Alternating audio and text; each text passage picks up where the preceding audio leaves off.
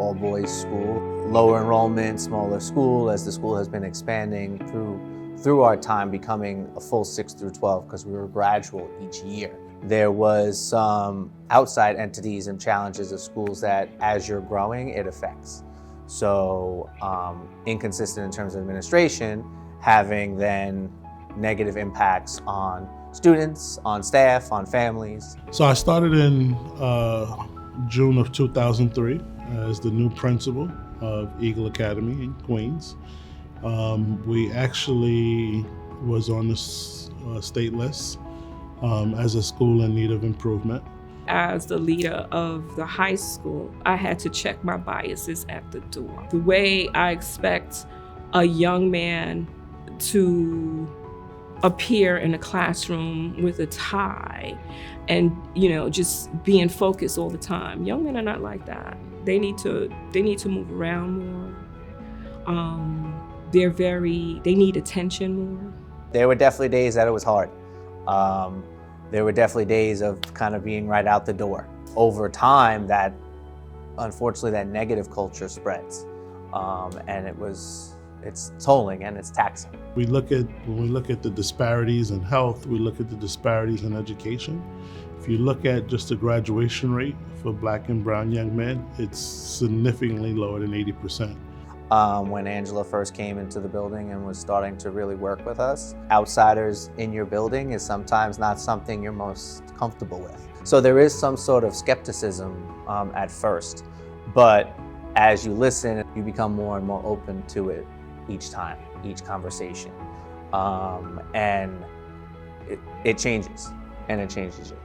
Angela has introduced to our educational staff, our teaching staff, the importance of including cultural relevant materials within the classroom and having our teachers pay attention. She helped us to understand that if our scholars are not truly interested and if it's not about them, they're not going to have that buy-in. The life pillars of the work that Angela does, the leading portion is critically important.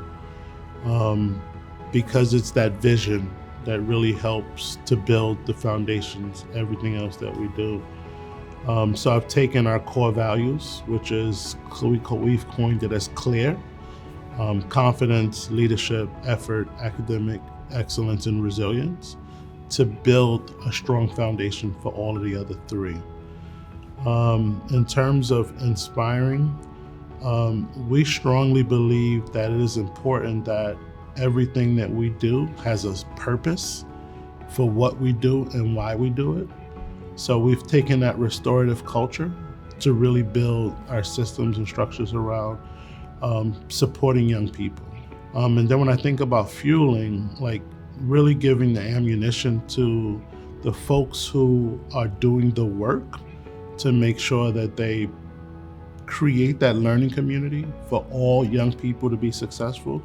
We honor our children, we honor our families, we honor our stakeholders in terms of our teachers and administrators, because we have to pour into them so that they can pour into the children. I'm in it for the long haul. I'm not going anywhere. If I haven't left yet, I'm definitely not leaving. It really, what work we do and we're doing at Eagle Academy matters, and I'm not going anywhere. Another thing with hopes to come out of this exercise is how are we going to get to know our students, and even the sharing of knowledge about students will help everyone be able to help educate all of our students. So, it's not expected for one teacher to know 500 and some odd number of students, but you should know the majority, or at least the ones that are sitting in front of you.